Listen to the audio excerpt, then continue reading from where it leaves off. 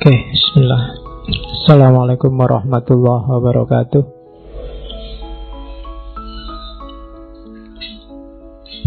Bismillahirrahmanirrahim. Alhamdulillahi rabbil alamin. Alhamdulillahi nahmaduhu wa nasta'inuhu wa nastaghfiruh. Wa na'udzu billahi min syururi anfusina wa min sayyiati a'malina. May yahdihillahu fala mudhillalah wa may yudlilhu fala hadiyalah. Allahumma sholli wa sallim wa barik ala habibina wa syafi'ina sayyidina wa maulana Muhammadin wa ala alihi wa ashabihi wa ala kulli man ittaba'a huda.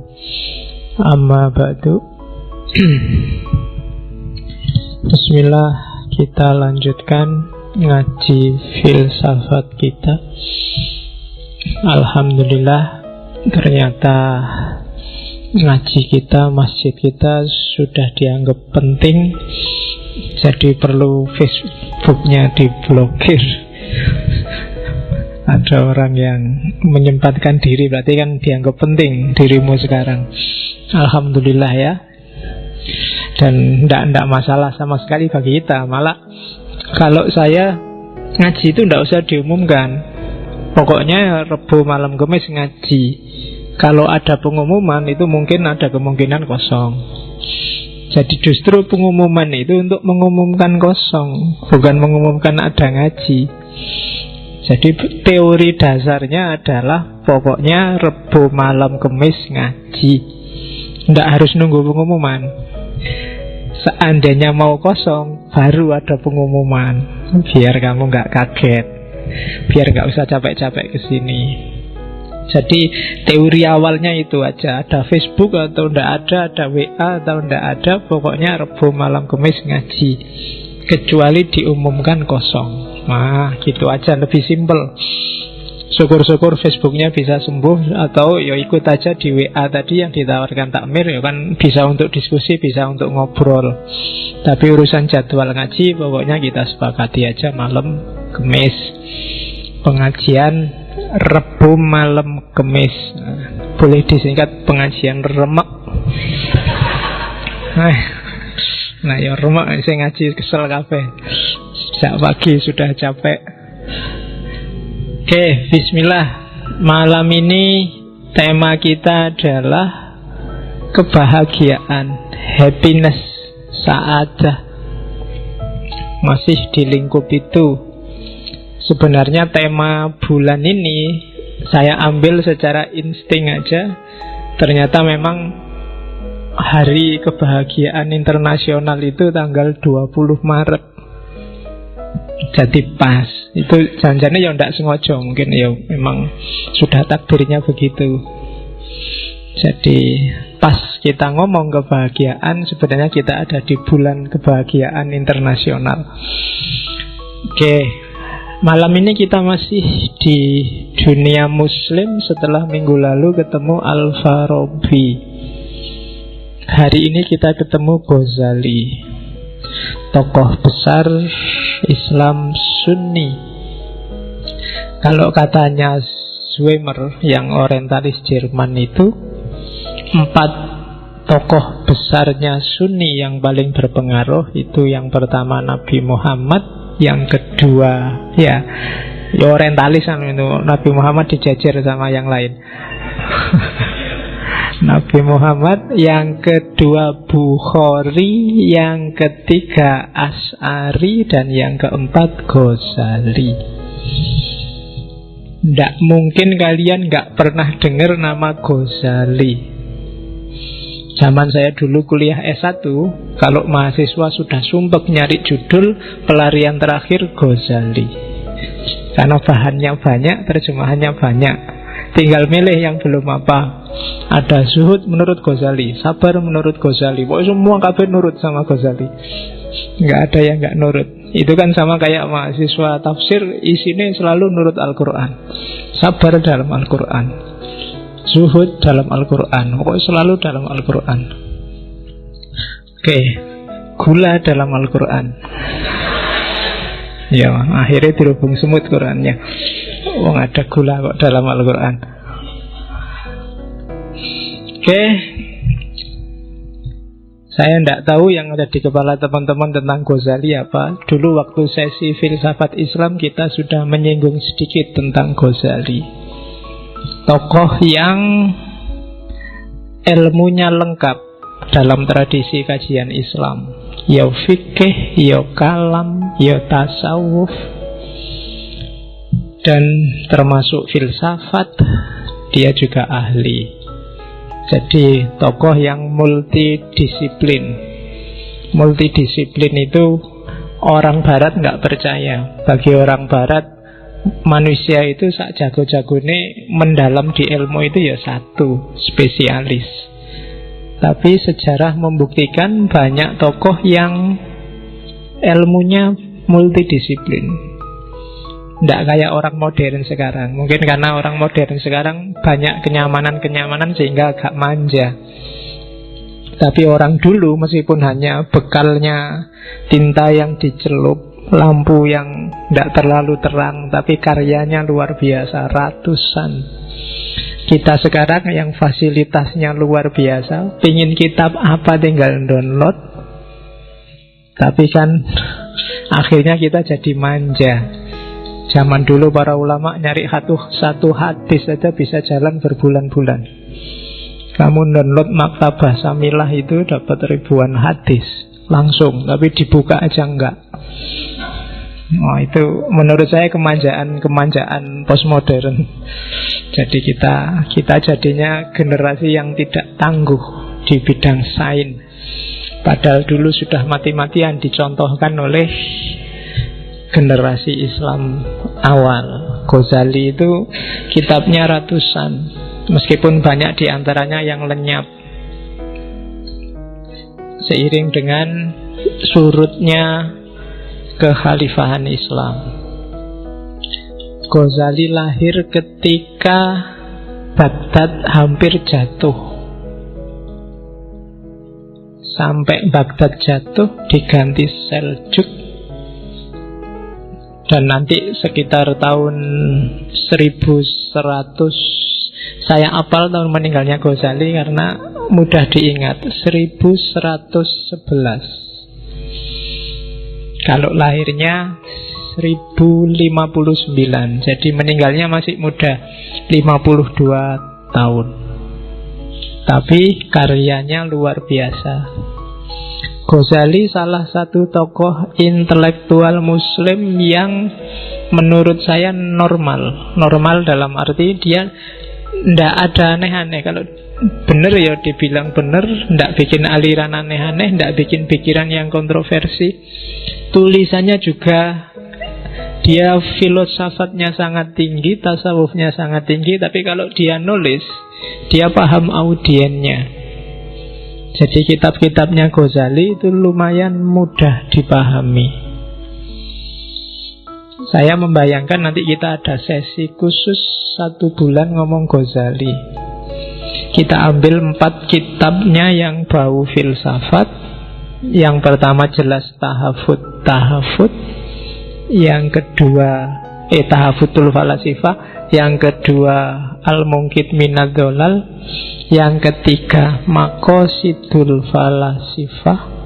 Yang keempat mungkin bisa Qistosul Mustaqim, atau kita cari yang lain seandainya ada yang lebih berbau filosofis. Tapi next time, pada saatnya, kalau moodnya ada ya. Karena mood itu kan nunggu ilham dari atas. Sudah saatnya kayak ada beberapa teman yang ngasih pertanyaan ke saya lewat Facebook, ada yang tak jawab, ada yang belum. Ya alasannya simpel, nunggu mood aja. Daripada tak jawab sedang tak mood, nanti nggak nyambung. Atau ada yang nanya apa, tak jawab apa. Karena kalau tak jawab sesuai dengan kebutuhanmu, nanti mungkin kamu tidak akan nyampe. Jadi ada trik-trik kayak gitu. Tapi monggo yang masih mau tanya, cuma sabarlah untuk nunggu jawaban. Terus yang perlu dicatat dari Ghazali, dia awalnya intelektual murni, menjelajah hampir semua keilmuan Islam, dan nanti berakhir dalam tradisi tasawuf. Termasuk kitab yang malam ini banyak kita singgung, Kimyaus Sa'adah, kimia kebahagiaan. Meskipun slide yang kita tampilkan hari ini ada 1-2 yang saya ambil tidak dari Kimyaus Sa'adah, tapi dari Mizanul Amal. Beberapa kitabnya Ghazali yang menyinggung kebahagiaan kan setahu saya Kimyaus Sa'adah, Mizanul Amal, Ihya Ulumuddin, sama Al-Munqidh Minad Dhalal. Cuma yang dominan malam hari ini kita ambil dari Kimyaus Sa'adah. Ghazali memuncak karir intelektualnya ketika Nizamul Mulk jadi Perdana Menteri. Dan dia mulai susut dalam arti berbalik dari tradisi intelektual kerajaan menjadi tradisi tasawuf itu setelah Nizamul Mulk terbunuh. Dengan era ontran-ontran, bagi teman-teman yang suka sejarah, silahkan dibaca betapa kerasnya memang persaingan antara Sunni dan Syiah. Di antara akibat negatifnya itu, nanti kan ada di kalangan Syiah Ismailiyah ada garis keras yang namanya Nizariyah. Di kalangan Nizariyah ini muncul satu sekte luar biasa yang isinya banyak pembunuh berdarah dingin, kan, sekte khusus untuk yang dimanfaatkan untuk politik, tapi sebenarnya ini sekte bawah tanah, semacam mafia zaman itu, namanya Hassasiniyah. Ketuanya namanya Hasan bin Sabah. Dan jangan salah, istilah dalam bahasa Inggris assassin, pembunuh, itu dari situ sebenarnya. Nah, ya, kalau di game itu nanti diadaptasi jadi game namanya Assassin's Creed. Kalau di film mungkin kalian ada yang maniak game itu. Ya, di film kalian lihatlah Prince of Persia. Di situ ada. Ya, sekali-kali nonton film lah, kamu jangan ngaji kitab terus. Ya, jadi itu Hassasiniyah. Dan Hassasiniyah ini nanti yang sukses membunuh Nizamul Mulk. Ini kelompok teroris yang tidak kasar kayak ISIS. Jadi dia tidak nyasar orang-orang awam di pasar-pasar, di jalan-jalan kayak ISIS. Tapi dia kalau sudah target, yang ditarget pimpinan-pimpinan. Jadi zaman itu kalau dia sudah ngincer pimpinan, khalifah atau gubernur, itu biasanya dikasih, dia ada biasanya senjata andalannya pisau kecil itu. Jadi dia bisa menyusup kemana-mana dan gak ketahuan. Jadi biasanya kalau gubernur yang diincer itu tiba-tiba pagi-pagi di atas bantalnya sudah ada pisau itu. Itu alamat sampean sedang tak awasi, tidak akan selamat dari tanganku kalau tidak sesuai yang dia inginkan. Misalnya kalau tidak mengakhiri kerjasama dengan siapa, kalau tidak melakukan apa. Jadi pisau yang ditaruh di bantal itu menunjukkan bahwa lingkungan orang dalam sudah ada yang jadi anggotanya Hassasiniyah, atau ada penyusup ke situ. Jadi sudah nggak tenang hidupnya kecuali tuntutannya dipenuhi. Jadi, dan kalau memang nggak dipenuhi, ya akhirnya tewas kayak Nizamul Mulk. Yang sempat diancam kayak gitu Salahuddin Al-Ayyubi, meskipun dia selamat. Jadi Salahuddin Al-Ayyubi itu ceritanya waktu dia tidur, tiba-tiba di atas perutnya sudah ada pisaunya kelompok Hassasiniyah. Meskipun kemudian dia menyerbu bentengnya Hassasiniyah yang namanya Benteng Alamut. Orang Barat kenal Hassasiniyah itu dari ceritanya Marco Polo. Marco Polo yang sempat kabarnya diajak ke sana. Dan uniknya kelompok Hassasiniyah ini kalau merekrut orang itu militansinya luar biasa, karena nganggap Hasan bin Sabah ini orang yang punya hubungan khusus sama Tuhan. Jadi ada cerita, saya nggak tahu benar apa enggak. Jadi kalau misalnya sampean direkrut, itu biasanya dibikin mabuk, dibikin teler sampai pingsan, terus dibawa ke bentengnya. Cuma di situ bentengnya dimodel kayak surga, ada bidadari, ada makanan enak, ada. Jadi waktu pingsan terus sadar dia, jangan-jangan ini di surga ya. Terus manut sama Abdullah bin Hasan bin Sabah datang, ya kamu sekarang jadi anggota kita. Kalau kamu taat, hidupmu kayak di surga ini terus menerus. Wah, jadi caranya halus, tidak kayak ISIS zaman sekarang. Kalau ISIS bagi saya kasar. Jadi prinsipnya Hasasin itu pembunuhan yang tidak perlu, tidak usah. Jadi yang memang harus dibunuh, kalau enggak ya enggak. Jadi daripada bunuh orang banyak, kalau enggak suka sama Obama misalnya, ya langsung aja ditarget Obama. Obama tewas kan selesai. Enggak suka sama Jokowi, ya Jokowi aja. Nah, daripada demo tawuran di jalan, ya langsung aja target aja sama. Loh, itu contohnya. Dan di era kekacauan politik kayak gini, nanti Ghazali melakukan konversi dari tradisi intelektual istana jadi tradisi sufi. Dalam cerita dia 10-12 tahun mengembara uzlah. Dan disitulah nanti karya-karya sufi besarnya lahir, termasuk Kimia Usa'adah. Kimia Usa'adah ini termasuk karya-karya paling akhir setelah Ihya Ulumuddin. Jadi semacam klimaksnya. Dan ada cerita kenapa dia konversi dari tradisi intelektual ke tradisi sufi, karena dia tertarik oleh ilmunya adiknya. Adiknya ini sufi lebih dulu, Ahmad Al-Ghazali. Kalau Ghazali kan namanya Muhammad. Abu Hamid Muhammad bin Muhammad bin Muhammad, 3 kali Muhammadnya, baru Al-Ghazali At-Tusi As-Syafi'i Al-As'ari. Jadi namanya Muhammad, kakeknya namanya Muhammad, kemudian buyutnya juga namanya Muhammad, canggahnya namanya Muhammad. Jadi anaknya namanya Hamid. At-Tusi karena lahir di Tus, fikihnya Syafi'i, kalamnya As'ari. Jadi namanya banyak. Kalian juga boleh gitu, bikin nama yang panjang gitu. Oke. Ya. Meninggal tahun 1511. Dan ya karena dia sufi, jadi sudah mengerti, kalau bahasa sufinya ngerti alamul ghaib wasyahadah. Kabarnya sebelum meninggal dia ngerti kalau mau meninggal. Jadi satu pagi di satu subuh, setelah sholat subuh, terus tanya ke adiknya, ini hari apa? Hari Senin. Terus dia ngerti, tolong aku ambilkan kain kafan. Diambilkan kain kafan, terus kain kafannya dicium, terus duduk selonjor, kakinya diselonjorkan sambil semacam orang nunggu waktu. Jadi yang intinya, aku siap dipanggil hari ini, selamat datang malaikat maut, kutunggu kedatanganmu.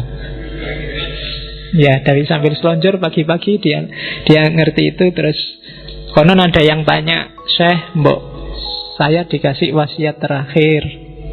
Kalimatnya hanya satu, kamu harus ikhlas. Yang lain, kamu harus ikhlas. Bolak-balik ngomong kamu harus ikhlas. Terus meninggal dengan kain kafan yang sudah siap, apa-apanya siap. Jadi tinggal langsung berangkat. Nanti setelah dia meninggal, di bawah bantalnya itu ada surat yang terkenal sekali, berisi syair panjang. Ya antara lain intinya dia ngomong bahwa setelah ini aku pergi, tidak usah ditangisi, karena yang kamu lihat sekarang itu hanya seonggok daging. Jadi aku tidak kemana-mana, aku hanya ganti baju. Jadi rohku bersatu dengan hakikatnya, dan jiwaku bukan yang kamu lihat itu. Ghazali bukan yang kamu lihat itu. Yang kamu lihat itu hanya bajunya kemarin. Nah itu nanti kamu lihat syair terakhirnya Ghazali, terkenal sekali. Oke. Karena Ghazali ngomongnya sering pakai bahasa yang mudah dipahami, kadang-kadang para pengkaji, para intelektual itu menganggap kurang tinggi analisisnya. Tapi menurut saya justru disitulah letak jeniusnya Ghazali. Filosof itu kadang-kadang kelemahannya sebenarnya pikirannya biasa-biasa, cuma cara ngomongnya bulat. Itu menurut saya problem. Itu yang bikin filsafat tidak disenangi orang. Dan Ghazali memecahkan problem itu menurut saya. Sementara yang pinter-pinter lebih merasa keren kalau pikirannya agak bulat.